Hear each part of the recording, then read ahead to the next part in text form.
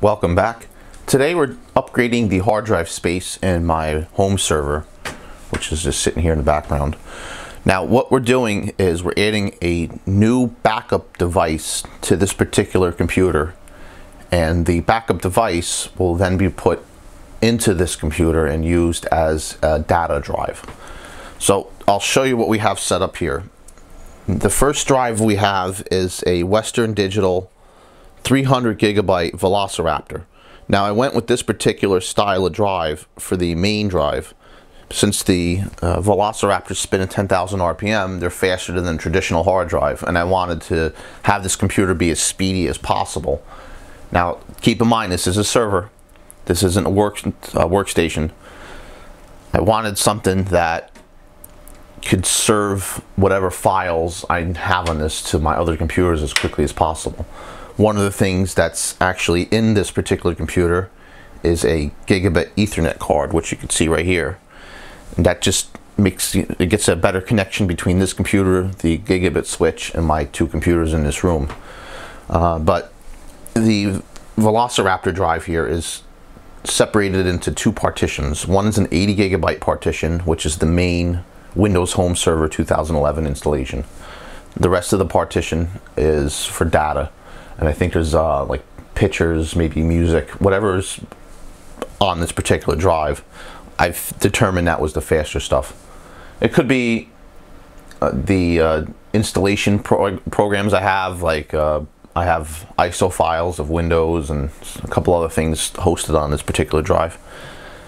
The second drive we have is a Western Digital green drive. Now they're not known for speed, so the stuff that's on here isn't as important, but I went with this particular drive because this is just one that I had. I've actually had this in my collection for a few years now. This is actually the first 1 terabyte drive that I've purchased. It's actually was originally in my desktop machine before I had a server, and that's been replaced by the black edition because I wanted a speedier drive. The third one we have is actually the backup disk, and this one here, I've already loosened the front cover on it. This one is a 2 terabyte Western Digital, and this is an Enterprise Storage Edition, which is basically the Western Digital Black Series. Now I went with this particular drive here, well, for a couple reasons. One, 2 terabytes is the largest I can go in this enclosure.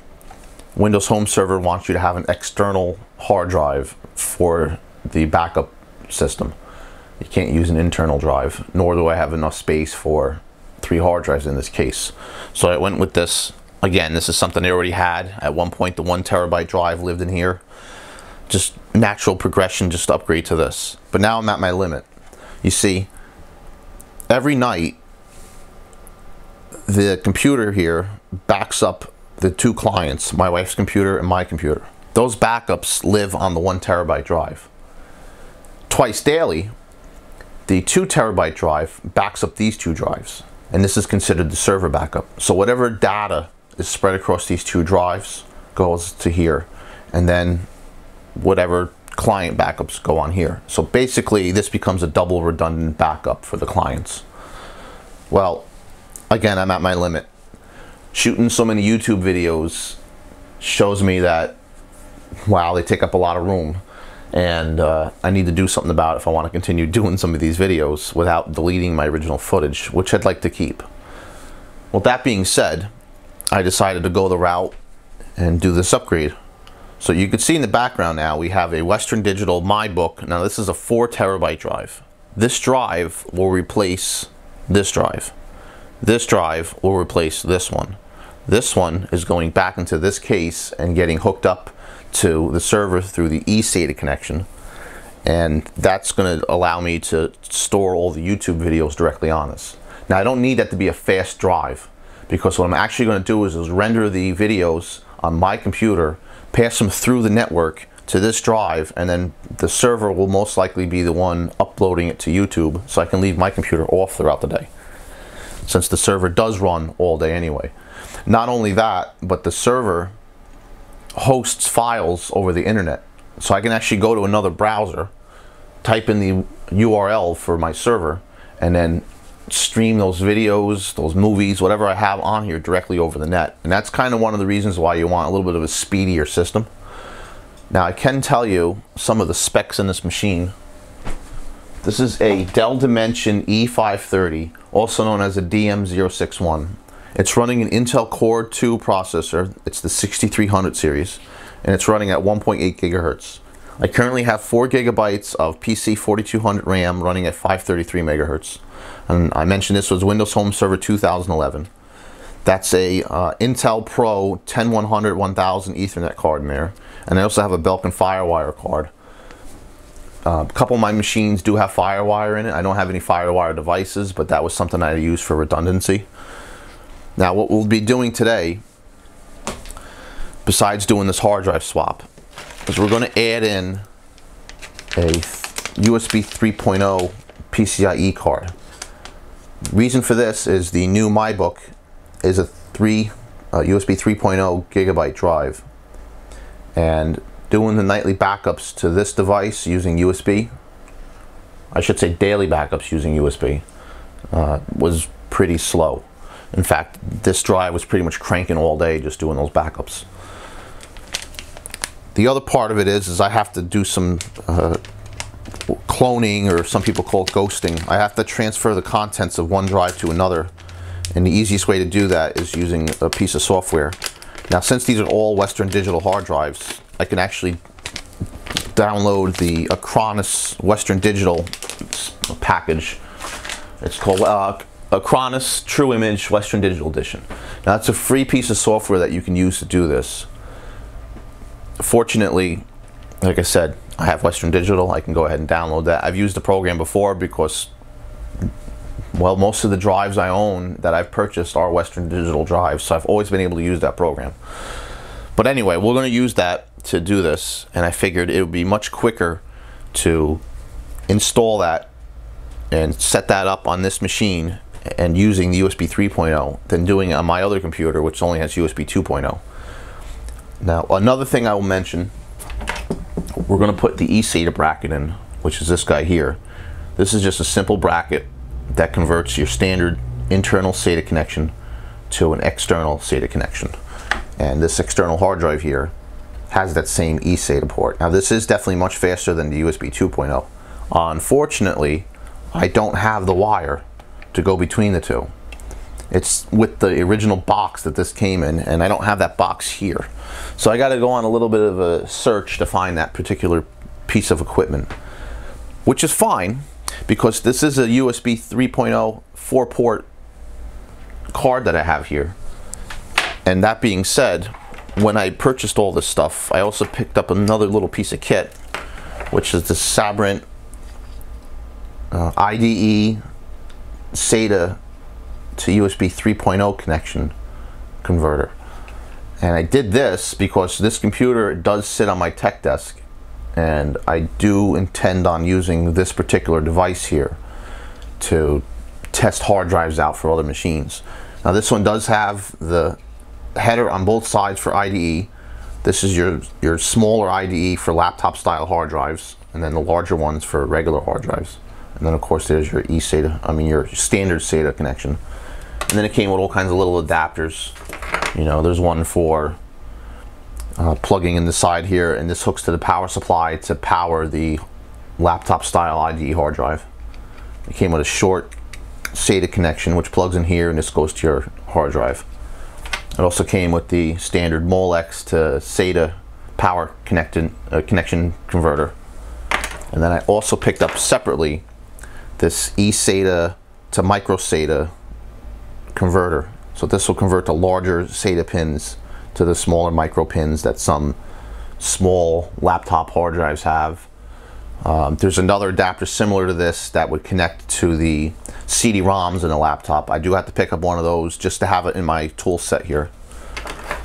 And then of course you have your obligatory power supply, which is just this big beefy 12 volt 5 volt dual voltage power supply. This one's kind of nice because it has a power switch right here, so you don't have to keep unplugging it from the hard drive if you're using it. Now what I will end up doing is connecting the 4 terabyte drive here to the computer using the USB 3.0. And by the way, this is the power adapter and cable for that set. See, it just has one of these little 12-volt jammies. And then I'll also take this hard drive out of the case and then connect it using this converter, since I don't have the e-SATA connection. And those two will clone. So I'll clone everything from here to this drive. And then when that's done, I'll format this one and do the same for this to this drive. So we're going to install the card.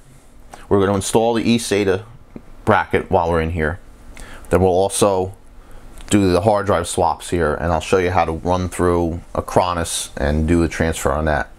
Now I will mention, this is actually the third time I filmed this. I initially had these hooked up to my computer using the USB 2.0 connection, and it took a day and a half easy to do the transfer through that connection. And I did the intro video, which this is. I did the transfer video. While that was going, I watched the intro video. Wasn't that happy with it, so I reshot it. Then I ended up watching the other video that I did for the transfer. I didn't like that either. So I just said, to hell with it. I'm just going to do the whole thing from scratch over again. Just start from scratch. And that's where we're at right now. Right now, I'm going to go ahead and switch some things up here. And we'll start with the putting the card in. Alright, we're at the point now we're going to install the PCI-E USB 3.0 card as well as the e-SATA header. And to do that, we just have to get the old PCI slot covers out of the way, which are these two here. And we also have to get power to that USB 3.0 card. I kind of did this the other night. I went ahead and just added on to the end of this chain here one of the Molex connectors that we need. Now I did use crimps on this simply because I ran out of the correct size of heat shrink that I needed, and this is all I had with me. It was kind of one of those smoke 'em if you got 'em kind of things. And you can see the other end is just neatly tucked in here. Now this is just a regular Molex connector with just a little rubber boot on it for now. And this was a shorter piece that came off the end of a set of wires from a power supply, and I just heat shrinked and soldered on just to the individual wires here. And this is again another length of wire from a power supply that I just salvaged, and that's going to connect down to the board. Now you may have a case that's long enough to fit all that, which is great if you do. Unfortunately I did not. This is a Dell computer once again, and Dell computers don't necessarily have the best cabling in them. One thing I will note, since I'm on the subject of these wires, is that the color code in here is a little different. You'll see that the 12-volt rail uses a white wire. The red wire is your standard 5-volt, and the orange wire is your standard 3.3 volt. Now this Molex connector doesn't utilize the 3.3, so you can see I only have the 4 different wires going to it instead of 5. But the yellow wire here is what's feeding the 12-volt on the Molex, and that's the standard ATX power supply code. So I'm going to move up to here now. Now this is a toolless case, which means there's no screws back here. Normally you'd have screws that go in the top. You'd use a Phillips screwdriver to remove them, and then that would free up this PCI cover. But here, since this is toolless, it's just a matter of pushing this little tab in that's right here. And once you do that, this thing will just pop right out. And you can see there's a little blue kind of tag on there to kind of make it stand out.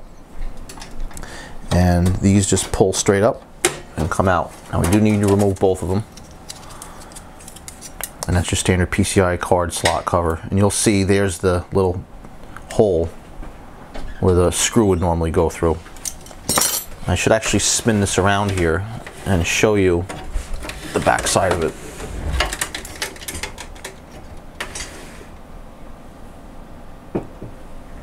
You can see here's those holes, and this just covers over the top. Now, inserting these cards is a relatively simple thing. All you need to do is just pop it into place. I mean, it's really not too hard. Obviously, the longer card slots here are a little bit harder to line up, but this PCI-E is just a small guy right here. It's very easy to get stuff in and out of it. Now, you can actually put this card in either slot. The difference between the two is bandwidth. This is an X16, this is an X1, and you know, this is what you normally put a video card in. Whereas obviously that's not going to fit in the smaller one here, but it's scalable. So if you put the smaller card in the larger slot, it's still going to work just the same. But I'm going to go ahead, I'm going to grab that card. Now you can see I do have a wrist strap on, and I'm also grounded out, and I'm also barefoot just for security, because once you're working in these computers, the slightest little bit of static electricity will certainly shock your stuff. But anyway, go ahead and pull it out of the bag. Here's our little connector down the bottom. And you can see the bracket is very similar to the one we just pulled out. Back out here just a little bit. And this is just going to go straight in. Obviously, the bracket side facing the back of the computer. And we're just going to line up that keyed connector and push it straight in. That's it. Then we just have to make sure we route the Molex connector and plug that in. And again, this is keyed. One side of this is beveled. You can see these corners up here are beveled. The top part of here is not beveled. And that's just going to plug straight in the back here. And I believe it's the beveled side down. And that's it. Now this is a kind of optional thing. Certain situations won't require that. But I figured I'm here and I have the wire. I might as well just put it in and get it done and have it there. And the point of this is the USB 3.0 can actually pass higher currents of electricity through the device you're powering. USB 2.0 does pass 5 volts. I'm not sure if this passes 5 and 12 volts. I don't really know that off the top of my head. I'll put that someplace in the video here if it does or doesn't. But this will allow you to get more power out to the device than the actual PCI slot has available to it. The other device we have is an e-SATA bracket. And I mentioned I don't have the e-SATA wire to go to this external hard drive. But that's okay. I will come across it at some point. And this is a very simple bracket. It's just the e-SATA connector on the back with the standard SATA connection here. And I mentioned we're not using the video card slot in here because it's not necessary. So this is actually going to go right in its place here.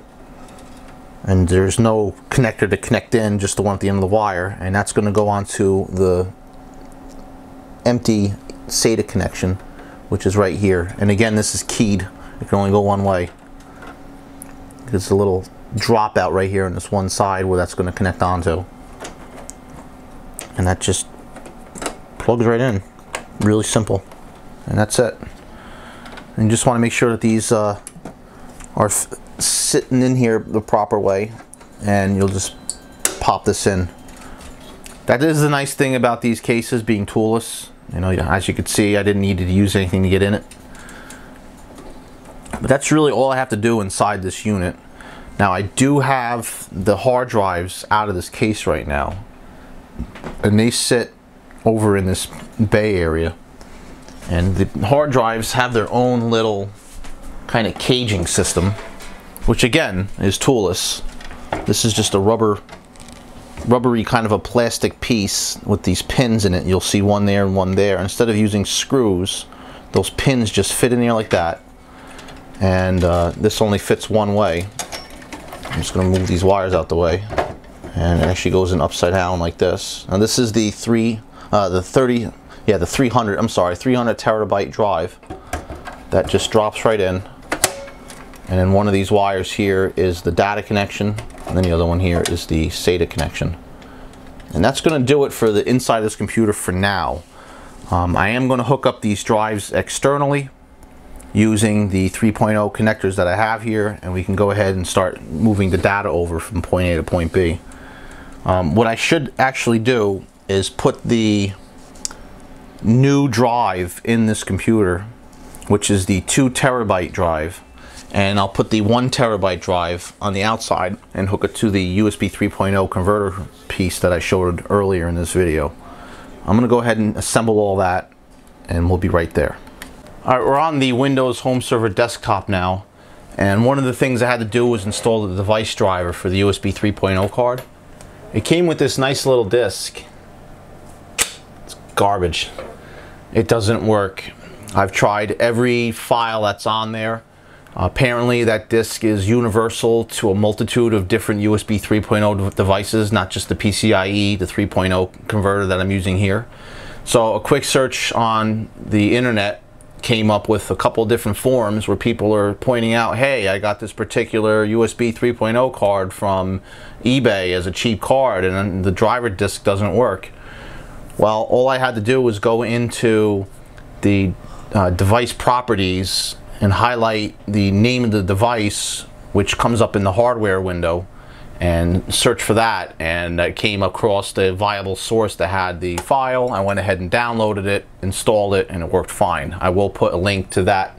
I will put a link to that file below in the description. So just take that disk and chuck it. Trust me, it's not worth the hassle. But once you get that done, all you need to do is go to the Western Digital website, download the Acronis True Image program, and take over from there. And I already went ahead and set up the 2 terabyte drive inside the computer, and we have the 1 terabyte drive set up on my desk with the converting equipment here. And all I have to do is just plug this into the USB 3.0 slot in the back of the computer. I mentioned that there's an on-off switch here. I'm just going to leave that off for now since it's not plugged in.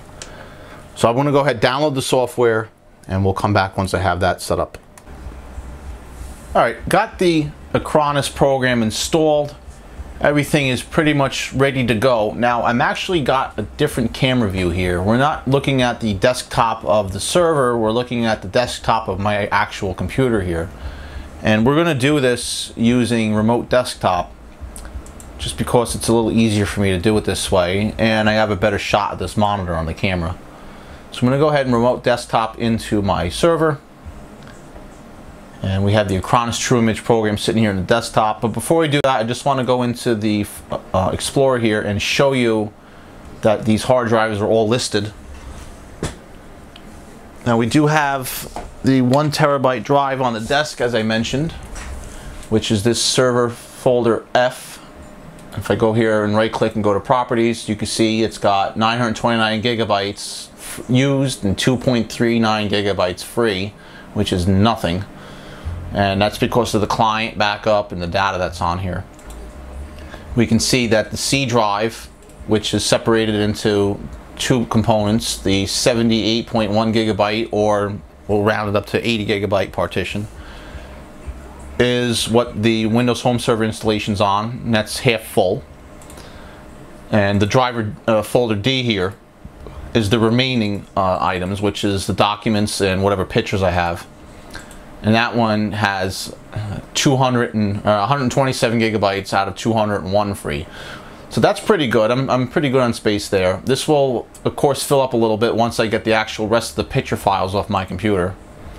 Then we can go into the server backup 4 terabyte, which you'll see has a capacity of 3.63, and 2.62 of that's free. Now this is after I already did the cloning on my computer using the USB 2.0 connection, which I may or may not have mentioned took a long time, like a day and a half, almost 2 days of transferring. It was kind of ridiculous. Now there's one more folder here, or one more hard drive I should say, which is the 2 terabyte drive, and that one you can't see because it's it doesn't have a drive letter assigned to it. Now I can go into the computer, right click, go to manage, and this will pull up the management software that Windows, and pretty much every version of Windows comes with. And this will help you see the actual hard drives and whatnot. We can go to the disk management here and see this disk 1 is the 2 terabyte drive without any number attached to it. So if I come in here, I can actually make this partition active and change the drive letter. We'll just hit add, and L's fine, whatever. And you'll see there's this 19 megabyte unallocated space at the end here. We can actually go ahead and we'll change this over. But right now I'm just going to go ahead and exit back out of this, and we can actually see here now I have both the 4 terabyte and the 2 terabyte server backup listed. Now I actually named them that way so I would just know which one was which. But when I initially set up the installation here, I called it the 2 terabyte server backup file. And we'll look at that now and see that out of that 2 terabytes I have 412 gigabytes free. So it's good to know that the 4 terabyte and the 2 terabyte are the same size, everything cloned over perfectly. And to an extent, you really don't have to use the cloning software, because you can actually just go ahead and move the folders back and forth using the dashboard, which we'll go into right now. But I find that using the True Image program, it's just a little better for me. I mean, it's more peace of mind. I know it's going to copy it one for one, and that's all I really care about right now. I don't care about, you know, moving individual folders and setting everything up that way. I may have to do that anyway once I get done here. But if I open this dashboard up here, this is what you use to manage the home server. So for example, which users are connected. I can log in as either me or my wife on this machine. I can go into the computers and backup here, and you can see my computer and the wife's computer here. And it does mention that the status is unknown because I have actually not backed up in a while, since this computer's been sitting on the bench for the purposes of making these videos. Same thing with the server down here. You can notice that it's unsuccessful and it's got critical alerts. All this is going to get cleaned up pretty much when this has all been redone. And if I go up to server folders and hard drives, you can see under the hard drive tab we have the server backup 2 terabyte drive L listed, and the 4 terabyte drive is up here as being a data drive. So we do have to go ahead and switch these around. But I kind of want to, either I want to go ahead and do it this way first, or I want to do the cloning first. I'm not really sure, so we're going to try to do this together. If I go into here to the 2 terabyte server backup and remove this, there's a button on the side here that says remove the hard drive from the server backup. It may take a few minutes, but it's going to go ahead and do just that. And I'm actually, well, it looks like it's done already. So we'll just walk through this.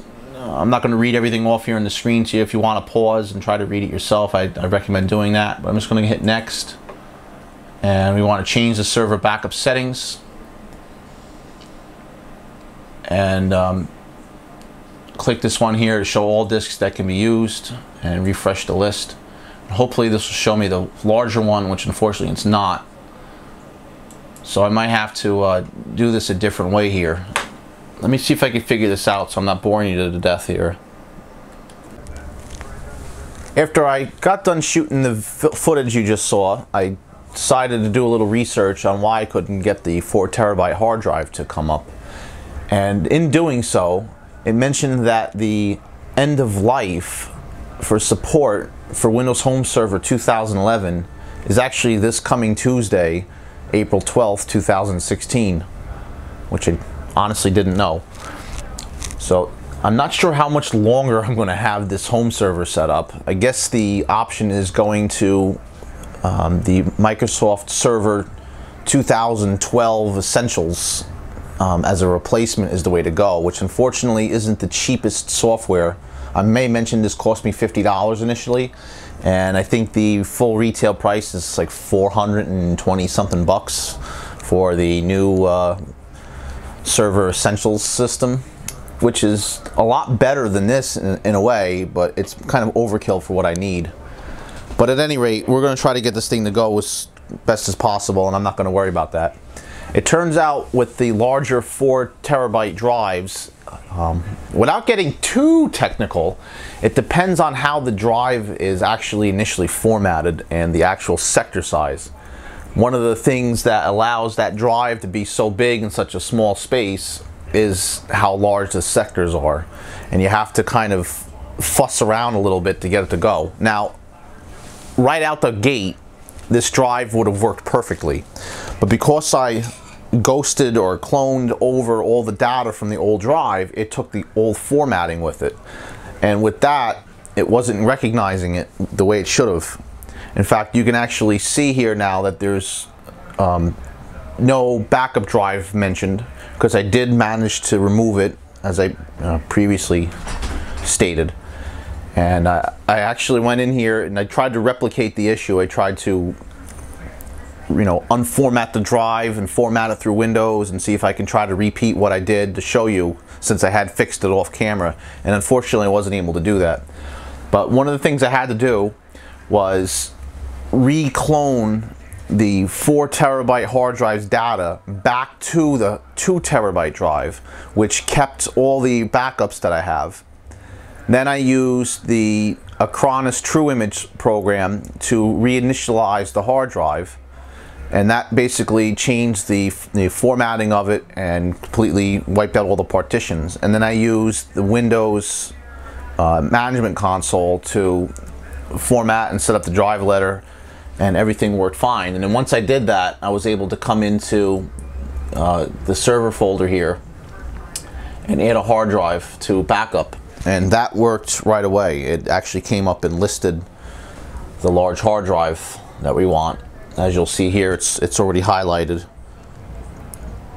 as being the WD MyBook 1235 USB device disk number 3.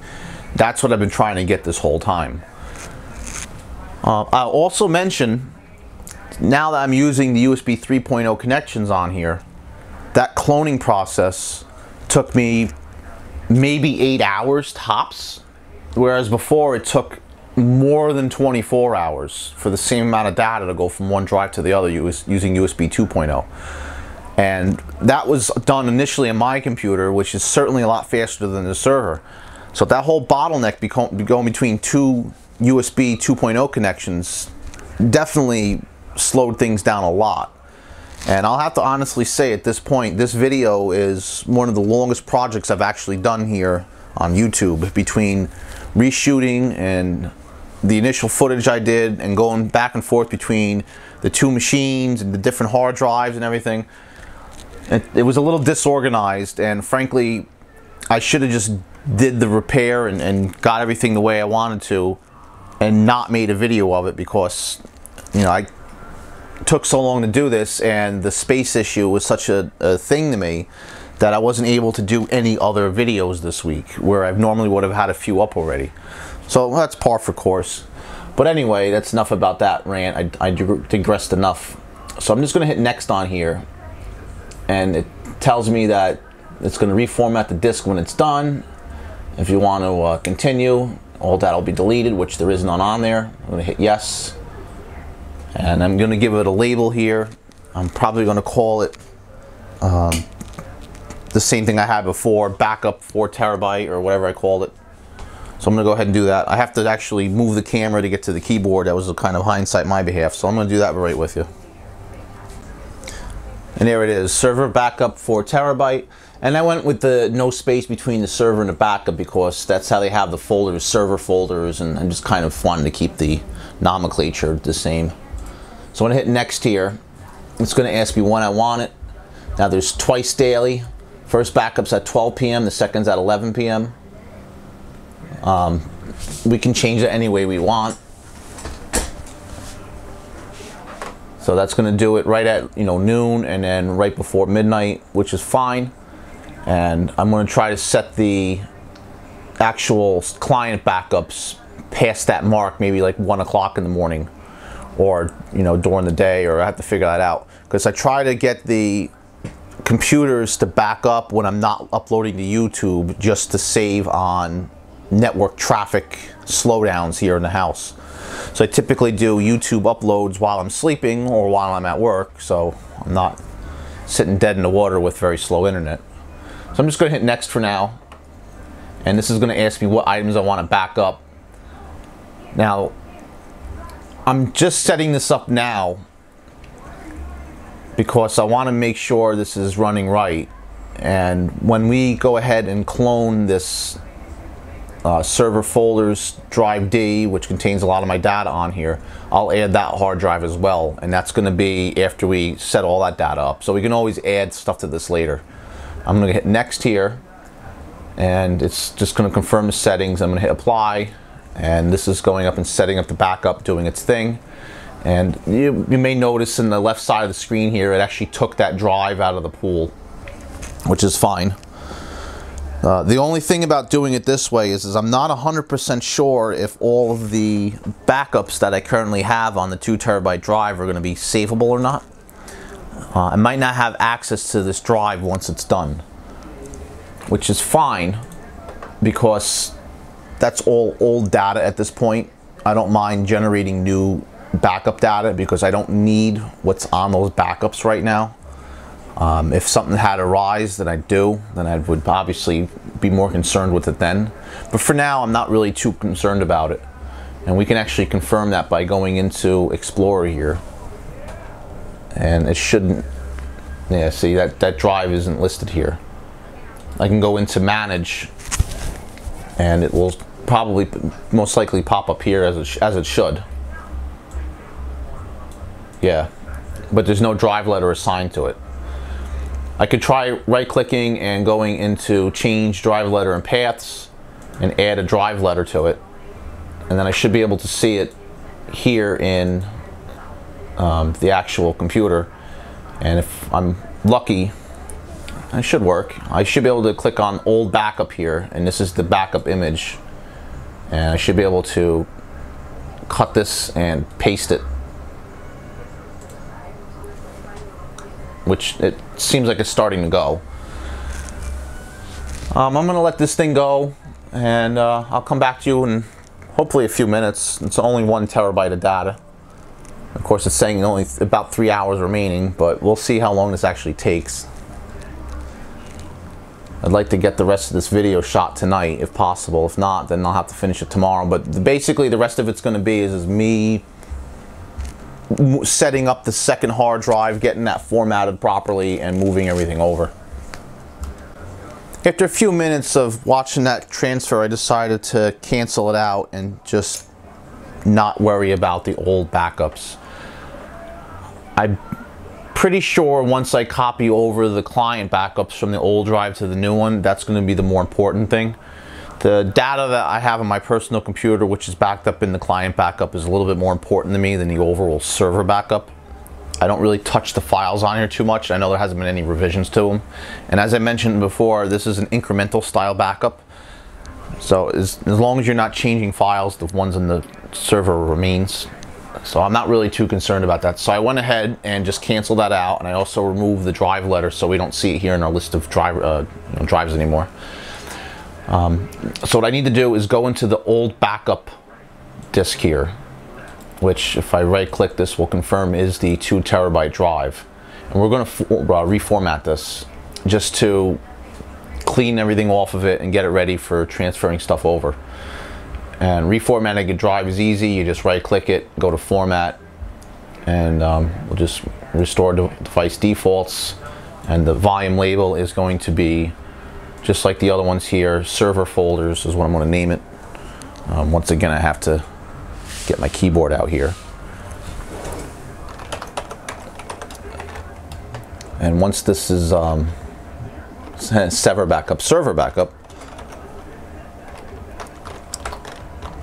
bear with me for a moment here. Actually, server folder, I'm sorry.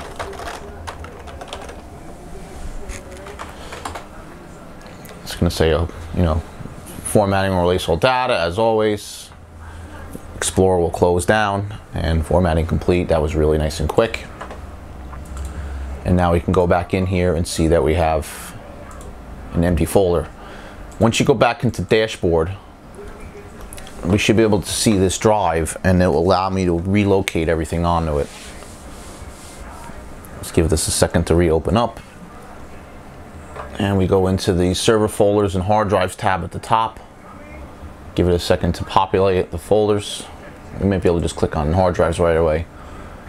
And we'll see that drive L is listed here with 0.1 gigabytes used and 1862.6 gigabytes free, which is great. You'll notice right above it the other drive, which is only a 1 terabyte, is 2.4 gigs free. And if I go into the server folders tab here, we can see where these live. Now they're all on drive F as indicated here. We want to move them over to drive L. Now again, this is one of those things you could have used the cloning software to do, but this is probably easier this way. And if I right click, there's an option to move this folder. And we're going to do that and hit next.